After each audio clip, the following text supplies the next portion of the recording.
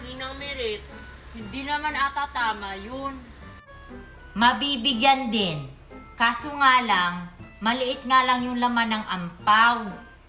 E di mabuti, may matatanggap pala kapag natalo. O, siya. Kumanta na kayo. Sino yung mauna? Sila na lang po yung mauna, Ninang Miret. Kami na lang po yung panghuli. Hoy, kayo yung mauna, huwag kami, hindi pa kami ready. Oo nga. Sige, ganito na lang.